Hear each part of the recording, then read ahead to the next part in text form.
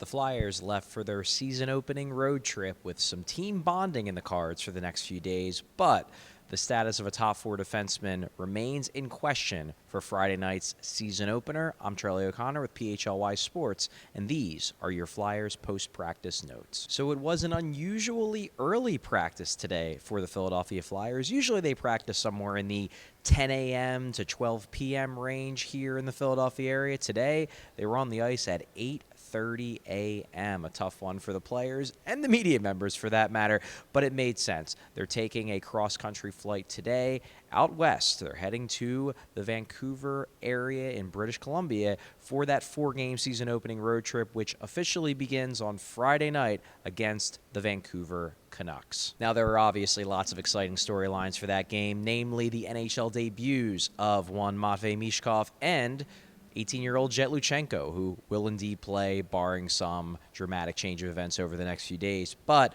there is one player whose status is a bit in question for Friday, and that is second-pair defenseman Nick Seeler. So to give some background on Seeler's situation, last Tuesday against the Boston Bruins in preseason action, he slid to block a pass and looked like a pretty harmless play. The pass bounced off of his leg, but Seeler came up limping. Now, Seeler did miss the bulk of that third period. He played one shift and then sat out the rest of the period, but initially, it didn't seem like it was that serious of an injury. Seeler actually did practice the next day. He revealed to a few people, including myself, the nature of the injury, that essentially he'd taken a pass off the back of his leg. Normally not that big of a deal, but apparently it had hit a nerve, and he was feeling numbness in his foot, but he was working through the numbness. It was a bit better the next day, and it seemed like he was going to be all right. Unfortunately, then it just didn't get better. The next day, Nick Seeler wasn't on the ice, so that would have been Thursday of last week. Then Friday, he wasn't on the ice. Then the team had 2 days off, complete days off the ice, Saturday and Sunday.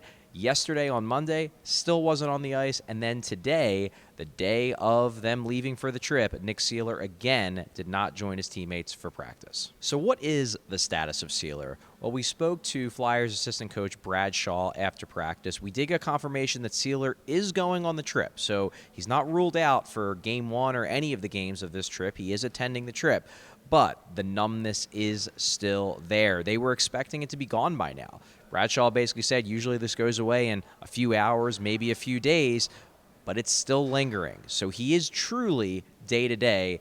And while they're hoping he's going to play in Game 1, his status does remain in question for Friday. So what happens if Seeler can't play? Well, the easy solution would be just to slide Erik Johnson, the projected number 7, into the lineup, but that would theoretically leave the Flyers with just 6 healthy defensemen for however long it takes Nick Seeler to be back. So you would assume that if Seeler cannot work through the numbness, if he's going to miss Game 1, they might put him on injured reserve and then maybe make a call-up. Perhaps Emil Andre, who probably had the best camp of any of the young-ish defensemen in the organization, but they have quite a few options, especially if they want to go with a more defensively oriented player.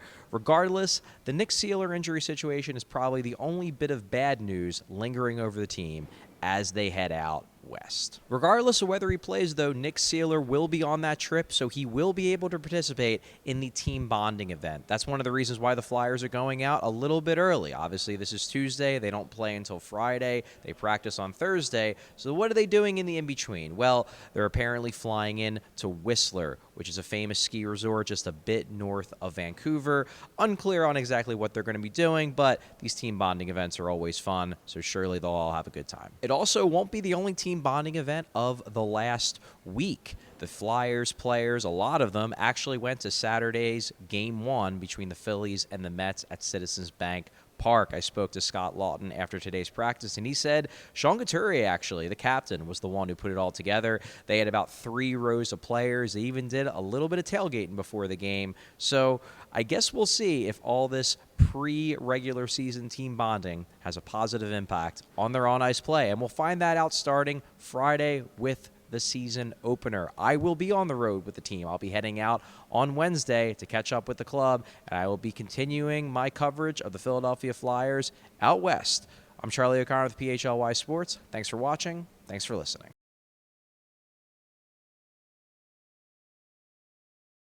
We all silly like the mayor.